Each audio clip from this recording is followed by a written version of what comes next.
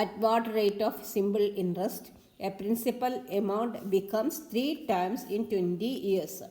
Principal amount 3 ഇരട്ടി ആയിട്ട് മാറണം 20 വർഷത്തിൽ. അങ്ങനെയാണെങ്കിൽ റേറ്റ് ഓഫ് ഇൻട്രസ്റ്റ് എന്താണ്? അപ്പോൾ നമുക്ക് പ്രിൻസിപ്പലിന് പി തന്നെ കൊടുക്കാം. Principal is equal to P തന്നെ കൊടുക്കാം. എമൗണ്ട് 3 ടൈംസ് ആവണം എന്ന് പറഞ്ഞാൽ amount is equal to 3p. അപ്പോൾ നമ്മൾ നിക്ഷേപിച്ച പൈസ പി ആണെങ്കിൽ അത് കിട്ടുന്ന എമൗണ്ട് 3p ആയി. അങ്ങനെ ആകുമ്പം interest is equal to 3p minus P. 3p minus P is equal to 2p. Interest 2p. ഇനി ഇവിടെ നമ്പർ ഓഫ് ഇയേഴ്സ് 20 തന്നിട്ടുണ്ട്. n is equal to 20. നമ്മളോട് ചോദിച്ചിരിക്കുന്നത് റേറ്റ് ഓഫ് ഇൻട്രസ്റ്റ് ആണ്. അപ്പോൾ നമുക്ക് ഫോർമുല ഉണ്ട്. I is equal to P N R by 100 എന്നാണ് ഫോർമുല. അപ്പോൾ നമുക്ക് കറക്റ്റ് റേറ്റ് ഓഫ് ഇൻട്രസ്റ്റിൻ്റെ ഫോർമുല തന്നെ എടുക്കാം.